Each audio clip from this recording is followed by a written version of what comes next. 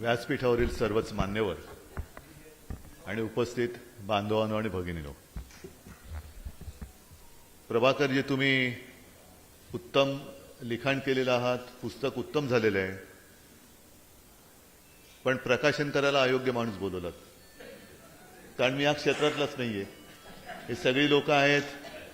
मधु मंगेश कर्णिक, काय वेगळं सांगण्याची गरज नाही. त्यांची सगळ्या कविता धडे वाचत वाचत आपण मोठे झालो.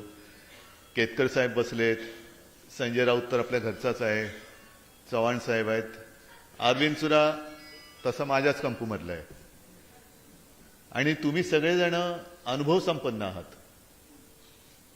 आम्ही आपले वाचत जातो आणि एवढं कसं काय तुम्ही रंजक लिहिता त्याचं रहस्य आता संजय राऊत यांनी सांगितलं.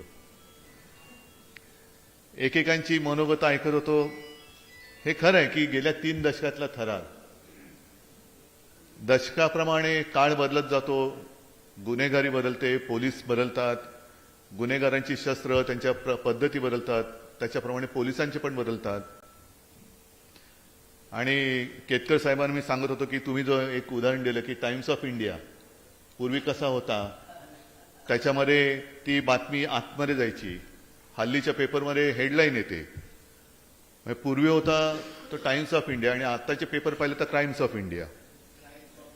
सगळीकडे क्राईम्स, त्याच्याशिवाय पेपर चालेल की नाही अशी पद्धत आहे. म्हणजे पेपर चालवण्यासाठी गुन्हेगार काम करतात का असं माझं काही म्हणणं नाहीये.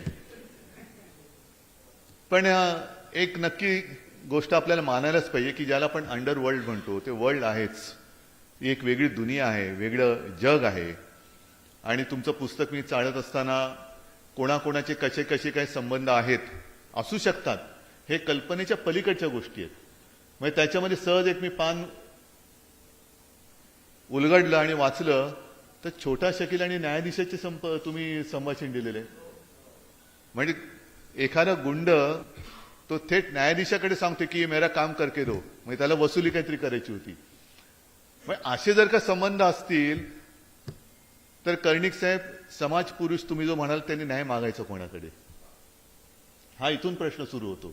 तो बघतोय, त्याला हजारो डोळे आहेत, हजारो हात आहेत, पाय आहेत, सगळे आहेत, पण तो जोपर्यंत ते वापरत नाही तोपर्यंत आपला समाज म्हणून जो काही आपल्यावरती जबाबदारी आहे ती सुधारणार आपण की गुन्हे घडत राहतील, गुन्हेगार वाढत जातील. आणि प्रभाकर पवार, तुम्ही सुद्धा, तुमचा अभिमान आहे, कौतुक आहे नक्कीच मला की तुम्ही तुमच्यातलं सातत्य निर्भीडपणाने टिकवलेलं आहात.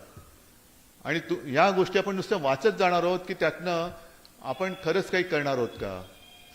पोलीस हा एक महत्वाचा घटक आहे. मी 2.5 वर्ष मुख्यमंत्री होतो. नेमका त्यावेळेला दुर्दैवाने माझ्या नशिबी जगातली सगळ्यात परिस्थिती जी होती कठीण, करोनाची, ती हाताळण्याचा तो काळ होता. पण एकूण जर का पाहिलं तर पोलीस हे सुद्धा एक शस्त्र आहे. त्या शस्त्राचा वापर कोण कसा करतो